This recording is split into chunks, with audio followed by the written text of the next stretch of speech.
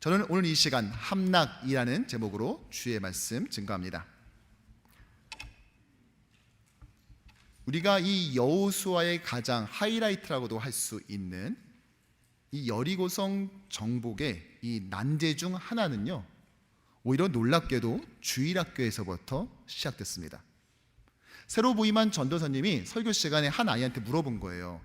얘야, 여리고성은 누가 무너뜨렸지? 그랬더니 그 아이가 그거 제가 그런 거 아니에요 라고 대답을 한 거죠.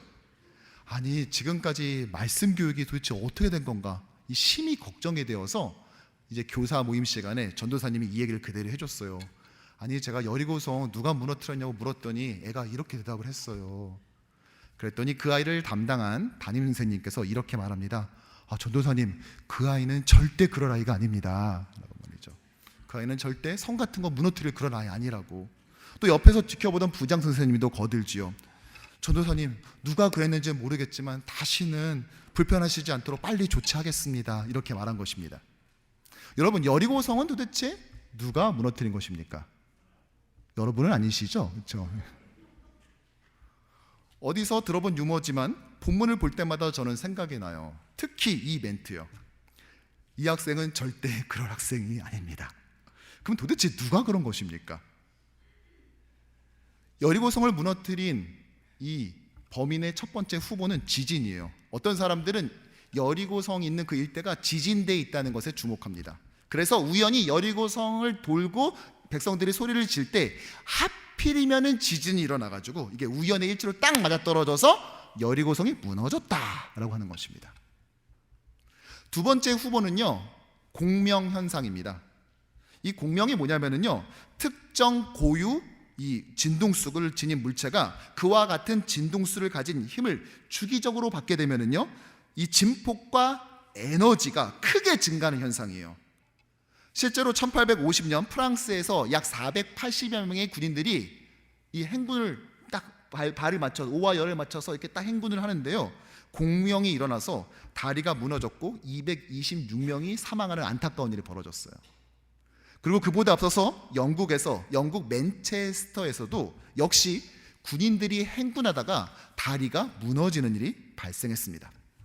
만약 군인들이 이렇게 일사불란하게 걷지 않고 그냥 자기 마음대로 대충 걸었다면 이런 공명 현상이 없었고 무사할 수도 있었겠죠. 이 공명 현상이 바로 이 여리고성을 무너뜨린 주범이다라고 주장하는 것입니다. 또 어떤 사람은요, 어차피 이거 실제로 벌어진 일 아니고 이거 그냥 교훈을 주기 위해서 그냥 꾸며낸 이야기잖아, 너무 이렇게 진심으로 시러스하게 반응하지 마, 또 이런 사람들도 있습니다. 여러분은 어떻습니까? 여리고성은 도대체 누가 무너뜨린 것입니까? 지진입니까? 아니면 공면 현상이에요? 아니면 그도저도 아니라 그냥 꾸며낸 교회가 허구로 만들어낸 메시지입니까? 아니죠. 이것은 분명히 역사 가운데 벌어진 실제이고 지진의 발생과 우연히 겹쳤거나 공명 형상이 만들어낸 황당한 결과가 아닙니다. 이것은 분명한 하나님의 역사심이었어요. 이 성을 함락시키기를 원하시되, 그러나 그냥 우리가 원하는 방식이 아니라, 우리가 흔히 생각해내는 그런 아이디어가 아니라 하나님께서 생각하는 방식과 그 뜻을 따라서 그 성을 함락하기를 원하셨다는 것입니다. 바라기는 오늘 이 아침 이 예배에 참석한 주님의 모든 자녀들이 주님께서 원하시는 이 함락의 공식과 그 방법을 잘 깨닫고 그 안에 숨어져 있는 하나님의 그 마음을 잘 읽어내어서 우리 이민생활 가운데 만나는 크고 작은 다른 성들을 복음으로 함락하는 주의 용사 되기를 주님의 이름으로 축복합니다. 여리고성을 앞두고 하나님께서는 이렇게 명령하셨습니다. 2절의 말씀 함께 읽죠.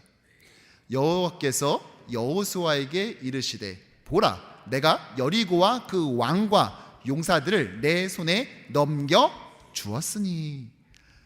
내 손에 넘겨 주었다고 했는데요, 이 시제가요, 완료 시제예요. 아니, 벌어지지도 않았는데 완료를 쓰면 어떡해요?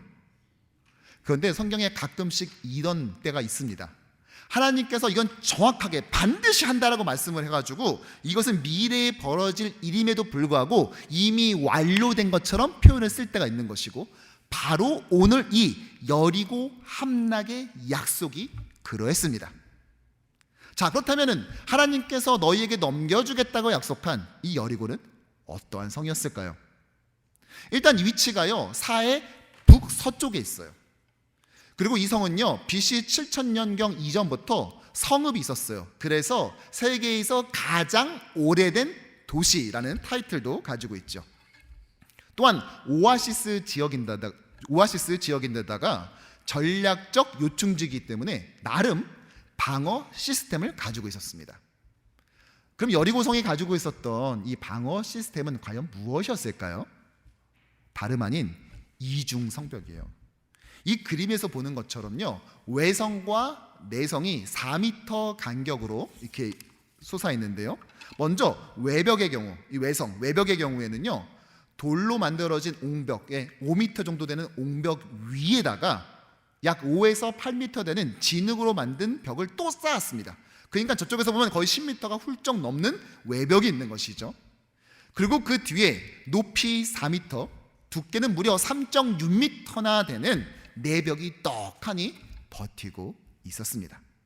자, 이 성을 만난 거예요. 자, 그러면 이 성을 어떻게 무너뜨려야 될까요? 하나님의 명령은 이러했습니다. 우리 3절과 4절 함께 읽겠습니다.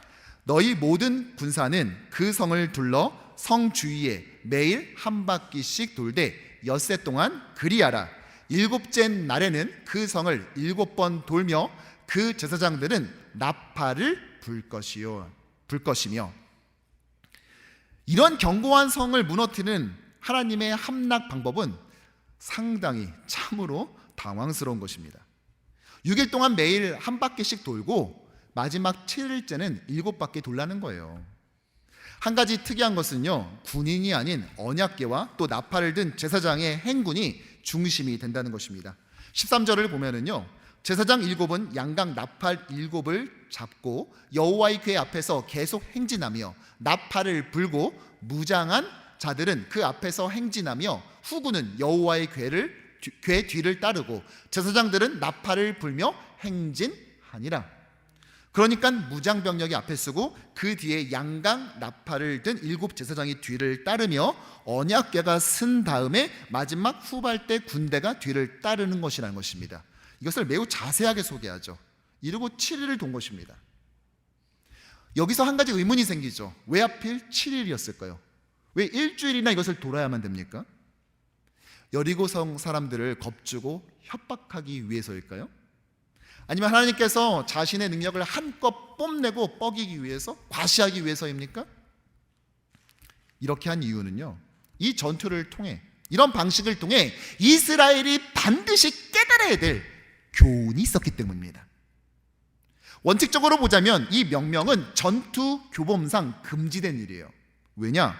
적의 기습에 취약하기 때문이죠. 아니, 돌고 있는데 성문 열고 갑자기 쳐들어오면 어떻게 할 거예요? 더군다나 지금 여기 어느 지역입니까? 네, 건조한 광야지대예요. 조금만 이렇게 움직여도 쉽게 모래먼지가 있는 곳이라고요. 그런데 이렇게 많은 사람들이 한꺼번에 움직이다 보면요, 땅에서 먼지가 확 올라와서 입에서 모래가 씹힙니다. 아마도 이 성을 돌면서 지금 이게 뭐 하는 거지? 싶었을 겁니다. 하지만 결정적으로 이스라엘 사람들을 힘들게 했던 건 따로 있어요. 무엇이었을까요? 지금 당장이라도 할 수 있는 것을 하지 못하는 답답함입니다. 이게 무슨 말이냐? 사실 오늘 여리고성 전투는요, 우리에게 매우 익숙한 본문이고 설교도 많이 들어봤을 것입니다. 그리고 그때마다 제가 앞서 말씀드린 것처럼 여리고의 단단한 이중 성벽 이야기를 한 번쯤은 들어보셨을 거예요. 이런 고고학적 발견 이야기가, 고고학적 연구가 항상 이 여리고성 전투에 따라붙습니다. 근데 그렇다면요, 정말로 여리고성은 당시 이스라엘 입장에서는 절대로 함락할 수 없는 거대한 난공불락의 성이 맞았습니까? 정말 그랬어요? 어떤 분들은 여리고에 우물이 있었기 때문에 더욱 그랬을 거다라고 주장하시는 분도 계세요. 오랫동안 버텼다는 거죠. 성지순례를 가보면요, 진짜 이 여리고에는요, 엘리사의 샘이라는 우물이 지금도 나오고 있습니다. 그러면서 사해 위쪽에 있는 이 여리고와 사해 남쪽에 있는 마사다를 서로 비교합니다. AD 70년에 유대인은 마사다로 도망가서 로마 제10군단과 무려 3년이나 버티며 항쟁을 하죠. 마치 여리고도 그랬을 수 있다라는 것입니다. 하지만 이것은 지형을 전혀 고려하지 않은 거예요. 마사다는요, 사면이 깎아지는 듯한 절벽으로 둘러싸여 있죠. 하지만 여리고는 해발 고도도 낮은 평지였습니다. 하지만 우리가 자꾸 이중성벽이나 이런 우물 같은 고고학적 발견과 지리에만 주목하다 보니까 정작 성경 본문이 우리에게 말해주고 있는 한 가지를 놓치고 맙니다. 그것이 무엇이냐? 바로 이스라엘의 병력 규모예요. 여리고성은 견고하긴 했지만 그 지역에서 제일 큰 성은 아니었습니다. 인구도 마찬가지예요. 당시 주변의 가장 큰 성이 하솔이었는데요, 인구 3만에서 4만이었습니다. 반면 여리고는 그 5분의 1도 채 되지 않는 성이었어요. 여리고성 면적을 보통 10에이커로 보는데요, 1에이커당 인구가 보통 200명이라고 추산을 하니까 오늘 최대 2000명 정도로 생각이 됩니다. 반면에 이스라엘은 어떻죠? 장정만 60만 명입니다. 일반적으로 공선전을 할 때요, 공격이 이기려면요, 방어하는 사람보다 이 성 바깥에 공격하는 쪽이 적어도 최소 3배 이상 있어야 된다고 하거든요. 근데 오르는 300배 이상인 거예요. 물론 60만 명이 다 전투로 참여하지는 않았겠죠.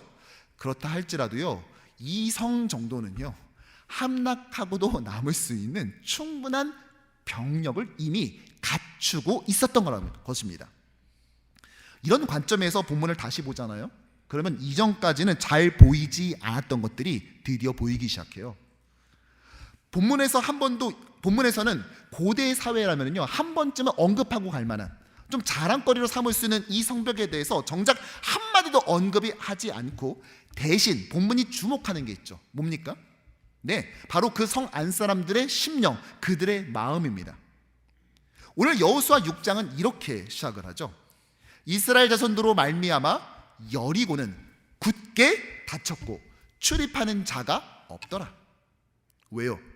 그들은 이스라엘이 두려웠던 것입니다. 물론 전투를 앞두고 성 바깥에 살던 사람들이 성 안으로 피난을 오고 적의 침입을 막기 위해서 성문을 잠그는 거, 이건 상식이죠. 하지만 그럼에도 불구하고 본문의 흐름에서 느껴지는 이 분위기는 뭐예요? 네, 성 안 사람들의 공포심이에요. 개미 한 마리도 지나가지 못하게 할 만큼 성문을 꽁꽁 잠그고 있는 모습입니다. 사실 여호수아는요, 그 시작부터 계속해서 가나안 거민들은 이스라엘을 두려워했다라고 반복해 왔습니다. 자, 먼저 2장 9절의 말씀을 함께 볼까요? 우리가 너희를 심히 두려워하고 이 땅 주민들이 다 너희 앞에서 간담이 녹나니. 자, 11절. 우리가 듣자 곧 마음이 녹았고 너희로 말미암아 사람이 정신을 잃었나니. 라합이 이렇게 진술을 했죠. 자, 그러면 이제 두 정탐꾼의 보고를 볼까요? 2장 24절. 그 땅의 모든 주민이 우리 앞에서 간담이 녹더이다. 자, 요단강을 건너고 난 다음에 5장에서는 뭐라고 말하고 있습니까? 요단물을 이스라엘 자손들 앞에서 말리시고 우리를 건너게 하셨음을 듣고 마음이 녹았고 이스라엘 자손들 때문에 정신을 잃었더라. 아멘. 이렇게 그들은 간담이 녹았다, 그들은 마음이 녹았다. 5장까지 읽는 동안 무려 5번이나 마음이 녹았대요. 그러니까 산술적으로 계산해 보면요, 한 장당 한 번 꼴은 녹은 거예요. 그래서요, 아이스크림 가게 하시는 분들은요, 여호수아서 읽다 보면 깜짝깜짝 놀래요. 뭐 이거 뭐 계속 막 녹거든, 막 이게 녹아버리니까. 그래서 듣다가 이 사장님들은 자기의 간담이 녹을 수가 있습니다. 부디 마음 잘 지키시기 바라고요. 하나님께서 이 시간에도 여러분들의 냉동 시설을 온전히 지켜주실 줄로 믿습니다. 네. 자, 이상을 종합해 봤을 때 얻을 수 있는 결론은 뭐예요? 그렇죠. 오늘 이스라엘은요, 가나안성 함락을 못했던 게 아니라 안 했던 것입니다. 왜요? 하나님의 말씀 때문에, 하나님의 명령 때문에. 우리는 지금까지 아무렇지도 않게 여리고성의 이중성벽 이야기를 하면서 여러분의 난공불락의 성은 무엇입니까? 하나님께서 무너뜨릴 것입니다, 막 이렇게 하지만 실제로 그들의 입장에서 다시 바라보니까, 성경 속에서 그것을 보고 나니까 그 성은 내 실력으로도 무너뜨릴 수 있었던 성이었던 거예요. 조금 성가시긴 했겠죠. 며칠 더 걸릴 수는 있었겠죠. 그러나 이것은 기본적으로 병력 규모가 너무나 큰 차이를 이뤘다는 것입니다. 결국 여리고성 7일 돌기 프로젝트는요, 도저히 무너뜨리지 못할 엄청나고 무시무시한 적을 상대했던 전투가 아니라 기존 병력으로도 충분히 공략 가능함에도 하나님의 명령에 따라 자신의 힘을 스스로 내려놓은 순종 테스트였던 것입니다. 더 정확히 말해 믿음으로 순종한 전투였어요. 아니 또 목사님 또 믿음으로 순종한지 그걸 또 어떻게 아세요? 아니 어떻게 하겠냐, 성경에 나와 있으니까 알지. 자, 히브리서 11장 다 같이 읽어보죠. 믿음으로 7일 동안 여리고를 도니 성이 무너졌다. 어떻게 돌았다고요? 믿음으로 무너졌다라고 했는데, 그럼 믿음으로 무너졌다는 건 뭐예요? 믿음의 입술의 고백입니까? 주님 무너질 줄로 믿습니다 했던 이 고백이에요? 근데 우리 앞에 읽어봤잖아요. 이들은 돌 때 규칙이 뭐였어요? 아무 소리도 내지 말라 3번이나 반복했잖아요. 입도 뻥끗을 못하는데 무슨 믿음의 고백입니까? 그러니까 이것은 입술의 고백을 말하는 게 아니에요. 그럼 뭐예요? 믿음으로 무너뜨렸다는 것은 믿음으로 돌았다는 것입니다. 이 말도 안 되는 바보처럼 보이는 명령임에도 불구하고, 심지어 내가 지금 마음만 먹으면 어떤 것을 할 수 있으면 보기도 하고, 물론 실제로 해봐야 되겠지만 그래도 당장 봤을 때는 딱 봐도 이거는 뭐 사이즈가 워낙 달라가지고 쉽게 할 수 있음에도 불구하고 돌라고 하니까 묵묵하게 순종하며 돌았던 바로 그것이 바로 믿음으로 돌았던 것이죠. 묵묵히 순종했을 뿐만이 아니라 사실은 즉각적으로도 순종을 했습니다. 자, 이들이 처음 돌기 시작한 첫날 어떤 일이 있었습니까? 12절 시작. 또 여호수아가 아침에 일찍 일어나니 제사장들이 여호와의 궤를 메고, 언제요? 아침에 일찍. 그리고 마지막 날은 좀 특별했잖아요. 7바퀴 돌아서. 자, 그럼 마지막 날은 어떻게 했냐? 시작. 7째 날 새벽에 그들이 일찍이 일어났어. 자, 어떻게 돌았죠?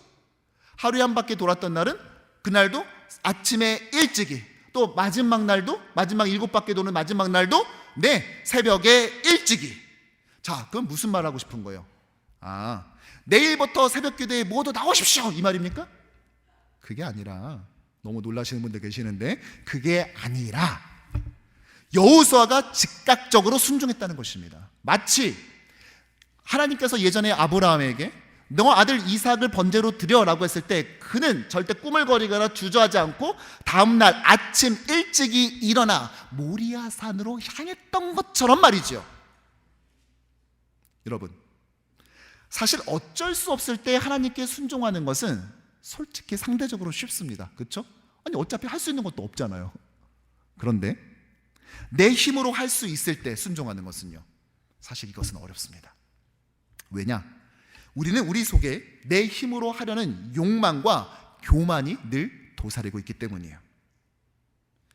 처음에 미국에 와서 모든 것이 낯설고 언어도 낯설고 하다 보니까 처음에는 교회에 와서 좀 한인교회에 와서 정보도 좀 얻고 또 그 의지도 좀 하고 기도도 하고 하죠.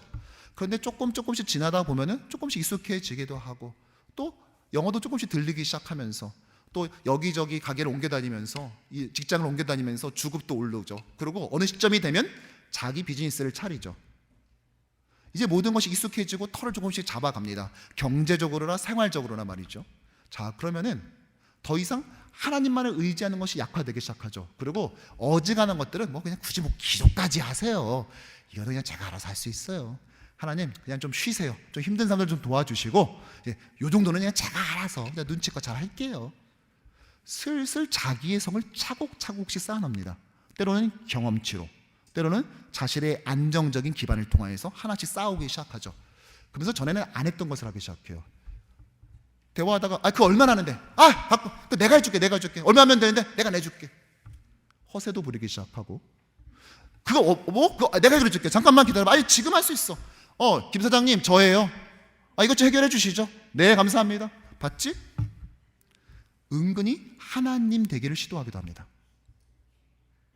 그러면서 하나님께 내어 맡기고 기도하기보다 그분의 말씀에 철저히 순종하고 뭐 하나 놓칠까봐 안절부절했던 것은 날아가고 이제 내가 차곡차곡 쌓아 올린 내 안에 견고한 성이 만들어지기 시작하는 것이죠. 즉 옛 자아로 쌓아 올린 견고한 성이 우리 안에 있기 시작한다는 것입니다. 오늘 이스라엘도 마찬가지죠. 아니, 이 병력이면 지금 할 수도 있는데 지금 왜 이렇게 해야 돼? 우리가 광야를 몰라? 우리 이 세대들은 아예 광야에서 태어난 세대야. 우리가 광야를 모르냐고. 그런데 왜 우리가 여기서 또 이렇게 해야 되는데? 자기들 안에 견고한 성이 분명히 있었을 것입니다. 그리고 그 성은 이것에 순종하지 못하도록 방해하고 시도했을 것입니다. 따라서 오늘 이스라엘이 순종함으로 여호수아 여리고성을 함락하기 위해선 그들은 반드시 먼저 해야 될 것이 있었는데 그것이 무엇입니까? 자기 안에 있는 옛 자아의 성을 함락하는 것입니다. 이 성을 함락해야만 순종할 수 있게 되고 그래야 눈앞의 성을 함락할 수 있게 되는 것이죠. 우리 안에 있는 자아의 성을 함락하는 것에 대해서 예수는 우리에게 이렇게 말씀하셨습니다. 마태복음 16장의 말씀 함께 읽을까요? 이에 예수께서 제자들에게 이르시되 누구든지 나를 따라오려거든 자기를 부인하고 자기 십자가를 지고 나를 따를 것이니라. 아멘. 자기를 어떻게 하라고요? 부인하고. 이것이 약속의 땅에서 하나님께서 가르쳐 주신 승리 공식인 것입니다. 무기가 아닌 순종으로 승리하는 것이죠. 할 수 있어요. 그런데 안 하는 겁니다. 하지 못해서 못하는 것이 아니라 할 수 있음에도 하지 않는 것이죠. 사실 여리고성 함락은요, 단지 가나안 땅에 있는 성읍 하나 차지하는 것의 이상의 의미를 가지고 있어요. 왜냐? 이스라엘이 요단강 건너 처음으로 함락한 성이었거든요. 그러니까 앞으로 진행될 이 가나안 정복이 어떻게 이루어져야 되는지를 보여주는 케이스였던 것입니다. 그냥 함락만 하면 되는 것이 아니라 이 전쟁의 정체성과 그곳에서 궁극적으로 세우길 원하시는 하나님 나라가 어떻게 운영돼야 되는지에 대한 원리를 가르쳐주는 거예요. 여러분, 가나안 범이 몰아내고 난 다음에 하나님께서는 그곳에 자신의 나라를 세우려고 그랬어요. 하나님의 나라 말이죠. 몰아만 내면 무엇입니까? 결국 자기들의 나라 세울 걸. 그러니까 지금 이기고 지고 함락하고 말고가 중요한 것이 아니라 결국 이 땅에 세울 하나님의 나라의 운영 원리가 무엇인지를 깨닫는 게 훨씬 더 중요했다고요. 왜냐? 하나님께는 그것이 궁극적인 목표였거든요. 여리고성 사람들은요, 이 크고 견고한 이중성벽이 자신들을 지켜줄 거라고 기대했습니다. 하지만 그들은 그들의 성벽은 결코 그들의 피난처가 되지 못했어요. 여러분, 우리의 성 역시도 마찬가지입니다. 우리가 지키고 싶어하는, 내가 지금 지키고 싶어하는 성은 무엇입니까? 우리가 지금 포기 못하는 것은 무엇이죠? 지금 이 자리에 나와 예배하고 있는 이 순간조차도 혹시 하나님이 이것마저 내놓으라고 할까봐 불안해하면서 경계병을 배치시킨 그 성은 무엇입니까? 내가 대장 노릇하고 싶어하는 지배 욕구입니까?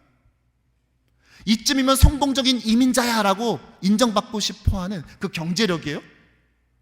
이 정도 우리 자녀가 이 정도 대학 가고 이 정도 직장 취직했으면 나는 성공한 이민자, 뿌리 잘 내렸어 라고 인정받고 싶어하는, 나의 과거를 부정받고 싶지 않는 그 욕심이에요? 무엇입니까? 그런데 그 성은 결코 여러분들을 지켜주지 못할 것입니다. 그 성을 함락해야 돼요. 그 성에 절대 존재하지 않게 해야 돼요. 아니, 벽돌 하나가 얹어 있지 않도록 철저하게 함락해야 됩니다. 그래야만 우리는 온전히 하나님을 의지할 수 있어요. 우리 안에 그 성이 존재하는 한 우리는 더 이상 하나님을 의지하지 않습니다. 순종하는 척은 하겠죠. 어느 정도의 순종은 할 겁니다. 흉내는 낼 거예요. 그러나 하나님께서 원하시는 그 완전한 순종은 이루지 못한다고요. 우리의 성을 완전히 함락해 버려야만 하나님께서 우리의 산성이 되어 주십니다. 우리가 지난주 여호수아 5장의 마지막 부분을 살펴봤죠. 여리고성 함락을 앞두고 여호와의 군대 대장으로 오신 예수 그리스도 앞에서 그는 신발을 벗습니다. 무슨 말이에요? 마치 노예가 된 것처럼 완전한 순종을 결심했고 여호수아는 바로 뒤 6장에서 그것을 그대로 실현해냅니다. 우리가 하나님 앞에서 내 시민을 벗으라는 예수 그리스도의 명령 앞에서 우리는 마치 노예처럼 철저한 순종을 하기 위해서는 신을 벗는, 즉 내가 스스로 성을 쌓아 올려 성주 노릇하기를 포기해야만 된다는 것입니다. 여러분이 쌓은 성이 무엇입니까? 그것이 무엇이든 한 가지는 분명해요. 그 성을 함락시키지 못하는 한 우리는 영적 승리를 결코 거둘 수는 없습니다. 대신 하나님을 믿고 그것을 내려놓게 되었을 때, 오늘처럼 믿음으로 그 성을 돌게 되었을 때, 내 안에 성 쌓기를 포기하고 하나님을 내 산성으로 삼게 되었을 때 우리는 놀라운 승리를 경험하며 눈앞에 있는 성의 함락을 보게 될 것입니다. 그런데요, 이 여리고의 유적지를 보면은요, 한 가지 눈에 띄는 것이 있어요. 바로 이 성벽이 무너진 방향입니다. 일반적으로 공성전을 치르면은요, 성 바깥에서 안으로 공격을 하는 것 아닙니까? 큰 돌을 날리든지 아니면 공성 장비로 성을 공략한다든지, 아니 하다못해 망치를 들고 성벽을 부셔도 결국은 안쪽으로 넘어지잖아요. 그런데 이 유적의 발굴을 보면 어떻게 된 일인지 성 안쪽에서 바깥으로 넘어져 있다는 것이죠. 무슨 말입니까? 이 성은요, 바깥에서 공격했던 이스라엘에 의해서 넘어진 것이 아니라는 것입니다. 그러면 성 안 거민이 넘어뜨렸을까요? 아니죠. 그것도 불가능합니다. 즉 무슨 말입니까? 이 여리고성은 성 바깥의 이스라엘도, 그렇다고 성 안에 가나안 거민도 아닌 제3의 누군가에 의해서 무너져 버렸다는 것입니다. 누구입니까? 보라, 내가 여리고를 내 손에 넘겨주었으니, 바로 여호와 하나님이 하신 일인 것입니다. 뿐만 아니라 하나님의 이러한 역사는요, 매우 실제적이고 놀라운 결과를 가져왔어요. 앞에서 말한 것처럼 여리고 성벽은 지면에서 약 5m 높이의 이 돌 옹벽 가운데 세워졌다고 했죠. 그 위에 또다시 5에서 8m의 진흙으로 되어 있는 성벽을 세운 것입니다. 그런데 이것이 일반적인 것처럼 안쪽으로 넘어져 버리면 이스라엘 백성들은 바로 들어올 수가 없는 것입니다. 그들이 와 하면서 들어왔다 할지라도 이 5m짜리 옹벽에 부딪혀서 사다리를 놓고 그 위를 기어 올라가야만 되는 것이죠. 하지만 이스라엘 백성들이 이 여리고성을 진입하는 장면을 성경은 어떻게 말하고 있습니까? 6장 20절을 보면 백성이 각기 앞으로 나아가 그 성에 들어가서 그 성을 점령하고, 마치 아무 일도 없다는 듯이 저벅저벅 들어간 것처럼 오늘 기술하고 있습니다. 만약 그러지 않았다면 그들이 사다리를 놓고 그 위를 기어 올라가매 라고 말했어야 될 텐데 말이죠. 즉 이 성이 안에서 바깥으로 무너지게 함으로써 그들 앞엔 졸지에 하나님이 허락하신 계단이 놓여진 것입니다. 레드카펫을 깔아준 것이 아니라 하나님께서 어서 들어와 하면서 진흙 성벽으로 구성되어져 있는 이 계단 카페트를 깔아준 것입니다. 가나안 거민은 자신을 보호해줄 걸로 믿었던 그 의지했던 성벽은요, 하나님의 역사 앞에서 오히려 적을 이롭게 만든 도구로 한순간에 뒤바뀌어 버렸다는 것입니다. 언제요? 나의 자아를 함락하고 하나님의 말씀에 순종했을 때. 사랑하는 성도 여러분, 내 안에 있는 성을 함락해야만 내 눈앞에 있는 성을 함락할 수 있게 됩니다. 저는 지난주 한 청년과의 예기치 못한 만남이 있었어요. 사실 지난주 우리 교회 아주 중요한 경사가 있었거든요. 우리 한국에서 오신 행정 목사님이요, 미국 정착의 상징과도 같은 드라이브 라이센스를 취득했어요. 이 캘리포니아에선 도로 주행하면은 두세 번씩 떨어지는 것이 상식인데 한 번에 탁 붙었거든요. 이런 일은 그냥 넘어갈 수 없다. 담임 목사로서 이건 축하해야 된다. 기념해야 된다. 마치 길갈에 세운 12돌처럼 이것을 기념하기 위해서 고민하다가 이 근처에 있는 짜장면집을 갔습니다. 근데 이것을 많이 기념할수록 좋잖아요. 많이 축하해 줄수록 좋잖아요. 그래서 또 근처 사시는 청년부 전도사님께 제가 전화를 했어요. 근데 전화가 연결이 안 되더라고요. 한참 밥을 먹고 있는데 리턴콜이 왔습니다. 사실은 대학 가느라고 5년 넘게 교회에서 떠나 있었던 우리 자매가 졸업해서 다시 돌아왔어요. 그래가지고 그 청년과 함께 저녁 식사를 하던 중이었대요. 아, 그러냐고. 알겠다. 맛있게 드시라고 끊었는데, 아니 어떻게 하려는지 근처 짜장면집을 다 수배해서 저희 먹고 있는 그곳에 온 거예요. 그래서 인사하겠다고 왔습니다. 근데 이미 시간도 많이 늦었고 근처 카페도 다 문을 닫아서, 그러면은 근처 우리 집 있으니까 우리 집 가서 커피 한잔 하고 가자고 라고 해서 초대를 했어요. 그래서 그 청년 하나를 두고 교육자 3명이 둘러싸서 차를 마셨습니다. 그런데 그 여자 청년이 이렇게 좀 고민을 상담을 하고 싶다고 하더라고요. 무엇이었냐면요, 자신이 예수님을 더 깊이 만나고 더 철저하게 순종하고 싶은데 그게 생각보다 잘 안 된다는 거예요. 속도가 생각만큼 안 나온대요. 그래서 어떻게 하면 좋겠냐고 저한테 상담을 요청하더라고요. 자, 그렇다면 그 청년이 신앙생활을 정말 엉망진창으로 했는가? 아닙니다. 그 자매가 다니는 학교는요, 제가 얼핏 듣기로도 그 졸업하기가 꽤 힘든 학교거든요. 근데 거길 갔어요. 그런데도 그 지역교회에서 섬기면서 매주 금요일 저녁마다 있는 성경 공부 모임에 꼬박꼬박 참석을 한 거예요. 그래서 제가 그러면 시험 기간에 어떻게 했냐고 그랬더니, 시험 기간에도 뭐 참석했죠. 뭐 F를 맞으면 어쩔 수 없고요, 이렇게 말을 하는 거예요. 와, 제가 그 얘기를 딱 들으면서 얼마나 놀랐는지. 지금 그 청년은요, 내 안에 있는 돌 위에 돌 하나도 쌓여있지 않는 내 안에 어떠한 성도 다 함락해버리고 오직 예수만을 집중하고 그분을 온전히 철저하게 순종하고 싶어하는 거예요. 그래서 어떻게 하면 그렇게 할 수 있는지를 저한테 묻고 있어요. 근데 정작 그 상담을 듣고 있는 저는, 내가 지난 한 주간 동안 고민했던 것은 사실은 따지고 보자면 내가 나의 성을 쌓아 올리고 내가 나의 성을 더 단단하고 견고하게 만들기 위해서 했었던 고민은 아니었는가 스스로 되묻고 성찰하게 되었습니다. 여러분, 우리도 마찬가지예요. 우리가 계속해서 우리의 상을 차곡차곡 쌓아 올리는 순간 우리는 순종할 수 없어요. 순종할 수 없으면요, 하나님께서 함락시켜 주시는 그 승리의 경험을 맛볼 수가 없다는 것입니다. 그러니까 신앙생활에 재미가 없습니다. 기쁨이 없는 것이죠. 매번 힘들기만 한 것입니다. 우리는 우리가 갖고 있는 성이 무엇인지를 파악하고 그것을 철저히 함락해야 돼요. 그런 의미에서 지난 화요일 우리 교회가 실시했었던 그 109 경찰서를 방문하고 또 신방하고 위로했었던 것은 참 그런 의미에서 우리에게 중요한, 우리가 갖고 있었던 성을 하나를 함락하고 허무는 일이 아니었는가 생각해 봅니다.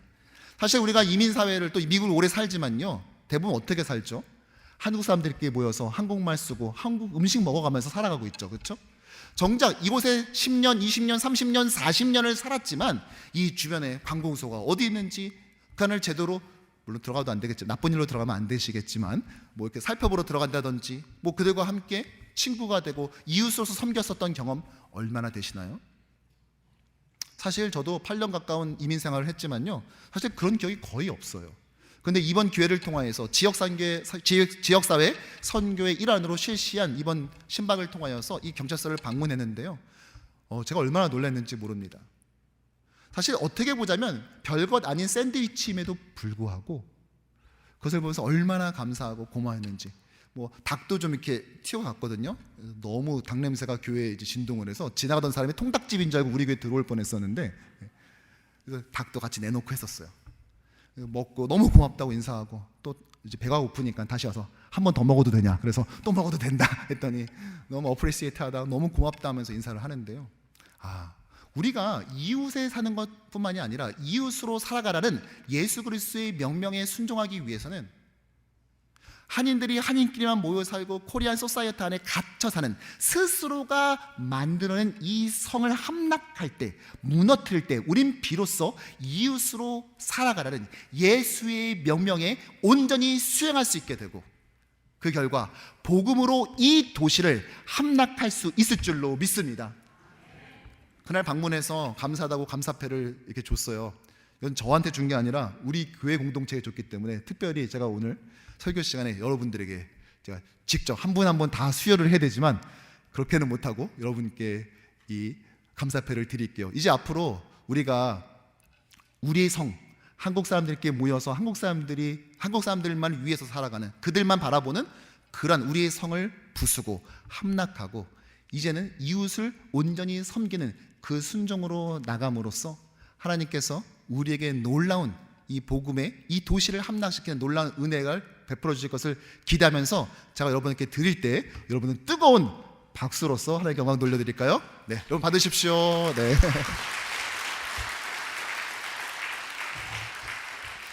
여러분 교회도 마찬가지입니다. 세상을 포기하면서 자기 부인을 실행하는 단 한 명의 사람은요, 모호한 신앙을 가진, 자기의 성을 쌓은 것도 아니고 안 쌓은 것도 아니고 함락한 것도 아니고 안 한 것도 아닌 이 모호한 신앙생활하는 1000명, 10,000명의 사람보다 더 많은 부흥의 결과를 가져오는 참다운 그리스도인이 될 줄로 믿습니다. 말씀을 정리합니다.